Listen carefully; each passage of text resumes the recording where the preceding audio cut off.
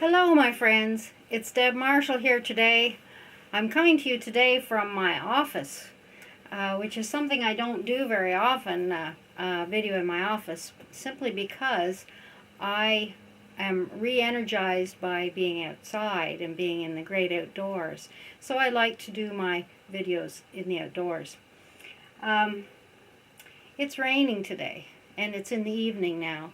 So it would be impossible to be out doing the video outside.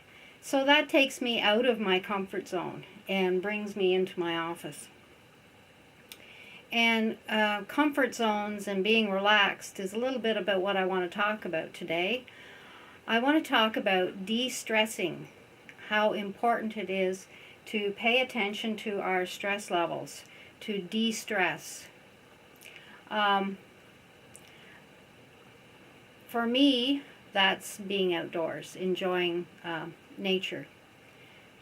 For many people, they would have a zone in their house. So there are three places where you can go to de-stress, or three zones of places that you can go to de-stress.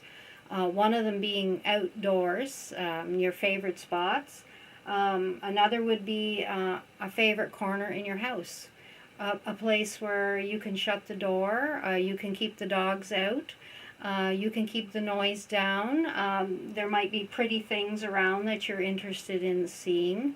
I do a lot of historical research, so I have my maps and my history books and so on here. I don't know, maybe some of you don't know, I'm a writer, and I write about past life existences and ancient history, particularly Scottish, Irish, and English history. But getting back to my topic, one of the best ways to de-stress is to meditate. And meditation comes easier to some people than others. And you don't have to be perfect at meditation to take advantage of it. For years, when I was younger, I put off meditating because I thought it was too hard to learn. I didn't know who to learn from. And so I put it off. I didn't use it in my younger years.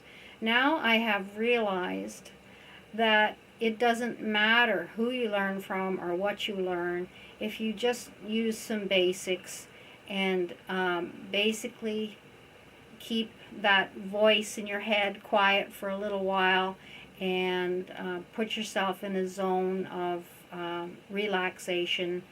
And in my case, what I do, I'm not going to try and teach you how, because I couldn't. I'm not that good at it. But the way I do it to suit me is I sit very quietly in a comfortable spot, usually outdoors, and I listen to my breathing. As I'm breathing in and out, I listen to my breathing. And as ideas come into my head, I go like this. I gently push them back. You don't have to ban ideas from popping into your head. You just have to gently push them out when they do occur, when you're trying to meditate. You can meditate looking at a candle. You can meditate looking at water, watching water run. You can, I meditate walking at night in the dark because I find the dark is very conducive for meditation. But above all, it's to de-stress. You know, the body is the human is a very complex entity. We have the body. I have a list here so I don't forget. We have the body, which is obvious. We have the consciousness, which tells me if I'm hungry, or I think of what I'm going to have for supper, and no, I don't like asparagus, or yes, I might like to have ice cream for dessert. You know, that's your consciousness. Then you have your subconscious, and your subconscious is a huge conglomerate of miracles that keep your body running, that tells your body to breathe, that tells you to move when you're uncomfortable. And your subconscious sometimes is that little voice in the back of your head. And and then of course there is the superconscious, which many of us refer to as the God consciousness, which is the tapping into the oneness of all of humanity, the all-knowing plateau, the all-knowing consciousness. And in some cases, we live with our body and our conscious mind constantly, and many of us strive to get to know our subconscious a little bit better. And then some of us strive to go even further, to reach the God consciousness, the superconscious, which is the oneness of all humanity and is the source of all joint knowledge in the universe.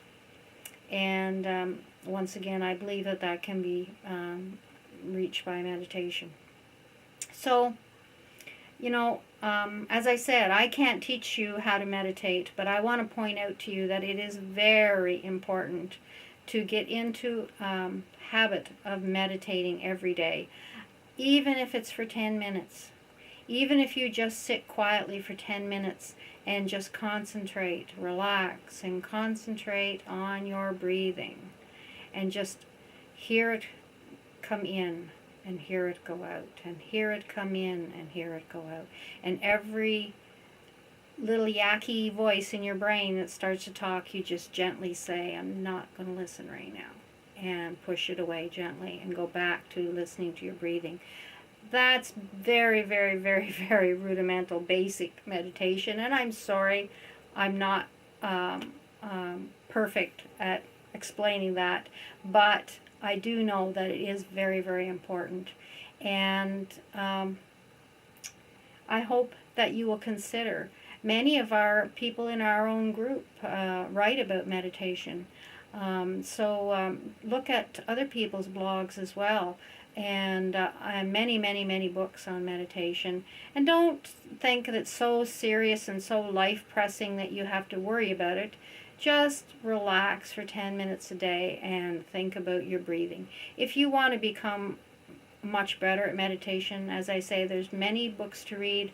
There's many people who write about it in our blog community, our wonderful blogging platform. And if you're interested in learning more about our community that is here to help each other and to focus on personal development and focus on learning, then I hope that you will check into our wonderful blogging community and subscribe to my blog if you like. I may not be all that interesting to hear every day, but once in a while I have a little gold nugget. So here I am in my office. Someday soon I'll actually get to write on paper again instead of just blogging. But for now, I'm blogging to help people to learn about empowering others. Thank you. Goodbye. Blessed be.